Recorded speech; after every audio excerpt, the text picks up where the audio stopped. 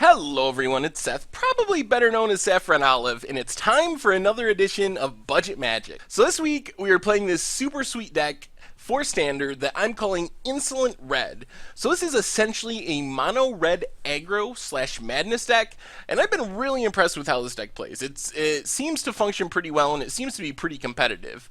So as you can see, 45 bucks in the paper world, 13 ticks on Magic Online, so it's essentially ultra budget in its current form. You don't get much cheaper than 45 bucks in paper, 13 ticks online. Anyway, let's break it down. So I'm calling it Insolent Red because it's playing 4 copies of Insolent Neonate. And not only are we playing Insolent Neonate, Insolent Neonate is one of the most important cards in our entire deck, as odd as that sounds. So Insolent Neonate is a 1 mana 1/1 with Menace. Not very appealing. Totally did not think this card was standard playable. But it has an ability where you discard a card, sacrifice Insolent Neonate, and you draw a card. So it is a 1 mana way to trigger Madness, and there's a lot of synergies built around Insolent Neonate in this deck. So first off, we have a Skin Invasion. It is this wacky 1 mana enchantment. Makes a creature attack each turn of Fable. Not very exciting. Basically does nothing on its front side. But when the enchanted creature dies, you return Skin Invasion to the battlefield transformed under your control, and it's a 3/4. So it's a 3/4 for only 1 mana, if you can meet the condition of having the creature die. So why this is so sweet in our deck is we can play Insolent Neonate on turn 1. On turn 2, we can play a Skin Invasion, or even 2 Skin Invasions on the Insolent Neonate. Get in with the Insolent Neonate at the end of our opponent's turn, sack Insolent Neonate, discard something, and we get a 3/4 out of the deal. So it's a way to have basically build your own Tarmogoyf in standard, is kind of how it works out. When we're not Skin Invasioning our Insolent Neonate, we use it for some really explosive madness plays. So if we play Insolent Neonate on turn 1, we can sack it on turn 2, discard a Blood Mad Vampire, which is a 3 mana 4/1 that has an ability where whenever it deals combat damage to a player, it gets a +1/+1 counter, but it has madness for 1 and a red. So on turn 2, we can sack Insolent Neonate, discard Blood Mad Vampire, draw a card, madness the Blood Mad Vampire, so we actually are generating card advantage out of this exchange, and we have a 4/1. We can do this on our opponent's end step, so we avoid sorcery speed removal, immediately attack with it, it gets in that first hit of damage, and then it's a 5/2, and it can close out a game super quickly, pretty much all by itself. And then we have Incurable Use, not quite as fast as Blood Mad Vampire, but on turn 3, sack the Neonate, play the Incurable Use for its 2 and a red madness cost, and we get a 3/4 with haste that can start beating down immediately. So essentially we're a deck that wants to play really big threats and get in early hasty damage on the first 3-4 turns of the game, and get our opponent to a low enough life total that we can close them out with some of our reach.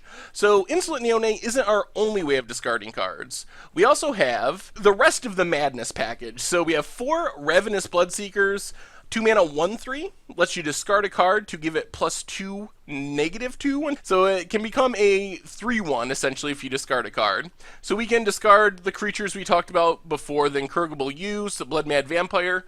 We can also discard Fiery Temper, which is a lightning bolt if you can discard it. It's 3 mana for 3 damage, but with madness it's only a single red mana. And then Avacyn's Judgment, which is super powerful when you can madness it. So 1 and a red, you deal 2 damage divided as you choose between creatures or players.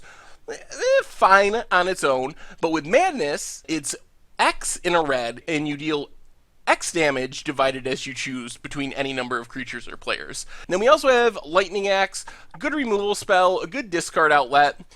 So 1 red mana, but you have to either pay 5 generic mana or discard a card as an additional cost, and it deals 5 damage to a creature. So we can use that to discard any of our madness creatures or our Fiery Temper or Avacyn's Judgment. Just a 1 mana discard outlet also gets a creature out of the way. So the deck has a really good mix of creatures that are good threats and madness activating abilities, plus it has good removal to get creatures out of the way so our threats can get in. Then, of course, just a 3 Fire Impulse, just an additional removal spell. Got its own slide because it doesn't really fit the Madness theme. So 2 damage to a creature for 1 red mana, instant speed. If we have Spell Mastery, which we sometimes do, we get 3 damage to the creature instead.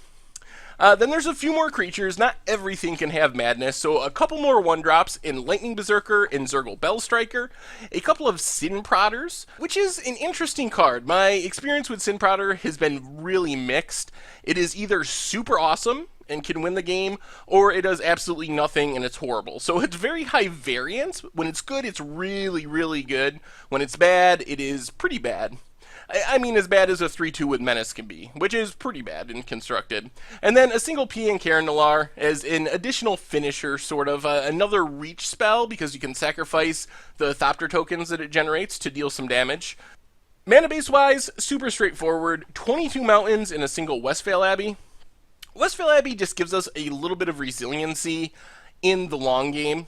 Can keep making those human cleric tokens. Honestly, I've never actually been able to transform it. Having 5 creatures and 5 mana and not having already won the game is pretty rare in this deck, but in theory it could happen. Not sure it's really necessary. That's one of the cards you could definitely cut if you wanted to go even more budget, would be the Westvale Abbey. Sideboard-wise, a bit more removal, 2 Rending Volleys. There's a lot of white and or blue decks. The main thing, though, is this is 1 mana, kill target Avacyn. So that's the main reason we're playing Rending Volley. The additional Avacyn's Judgment, really strong against token decks. When the front side can kill 2 creatures in your opponent's deck, it's a very powerful card. So sometimes we want to go up to the full 4 copies against like tokens decks, for examples.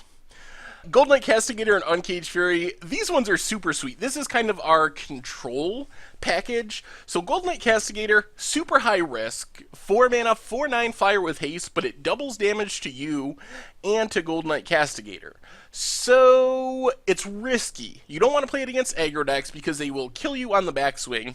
But if you're playing against a controlling deck that doesn't really deal a lot of damage to you, winning with Planeswalkers and stuff, it's very good in those matchups because it comes down, it can either close out the game by hitting the opponent, or it's a good way to pressure Planeswalkers out of nowhere against Esper Super Friends and decks like that. So I found it very effective in those matchups. Other matchups, it's just completely unplayable. So definitely keep that in mind as you're sideboarding. Even though it might seem like a good idea, don't bring this in against aggro decks. Uncaged Fury is just a way to kind of steal the game against control decks. So there's some decks in Standard that play a ton of removal and can just kind of 1-for-1 and 2-for-1 a deck like ours into the ground. We have a little bit of card advantage thanks to the Madness mechanic. That's one of the cool things about Madness, is it naturally creates card advantage. So we do have a little bit of card advantage due to that. But Uncaged Fury is a way in those matchups where we're getting 1-for-1, 1-for-1, 2-for-1 to just steal a game. We can put it on a target a Blood Mad Vampire, target a Gold Knight Castigator, and hit for 8 or 10 or 12 damage in one swing out of nowhere when our opponent's tapped out. So it's a way to steal the game in those matchups. Then Malevolent Whispers is a very interesting card. It looks kind of weird. It's a 4 mana threaten effect that gives the creature +2/+0, but it has Madness for also 4 mana. When you can play this at instant speed, it is very surprising and very powerful. Not only can you play it defensively, your opponent goes to attack, you steal one of their creatures, untap it, block another one of their attacking creatures, and potentially 2-for-1 them, but it's a really good card to push through the last points of damage. And then 3 Magmatic Chasms. This is mostly for like mono-white humans, blue-white humans, Bant Company, decks that really clog up the ground. We can get in these standoffs where everyone's building up creatures, and then we draw a Magmatic Chasm, make it so none of those creatures can block, and we win the game that way. Anyway, that's Insolent Red. Like I said, I've been really impressed with this deck. It is an aggro deck. It is mono red, but it has a surprising amount of play to it. The Madness mechanic is very sweet and very powerful and generates a ton of card advantage in this deck. So I think it's pretty fun, and it's, especially for being a mono red deck, and it's also super powerful. So I'm definitely excited about this one. I was surprised at how good this deck was, and surprised at how good Insolent Neonate was. That's a card that, I mean, I had to name the deck after it because going into it, I was like, no way is this actually going to be good. And then by the end of it, a lot of times Insolent Neonate on turn 1 is the difference between winning and losing the game, as crazy as that sounds. Anyway, make sure to check out the website, mtggoldfish.com, decks, prices, metagame, strategy, pretty much anything and everything you could want related to Magic the Gathering. And if you enjoyed the Insolent Red videos here on Budget Magic, take a minute, click the subscribe button, click the like button. That would be a huge favor to us. Anyway, thank you all for watching. I hope you enjoy Insolent Red Budget Magic, and I will talk to you soon.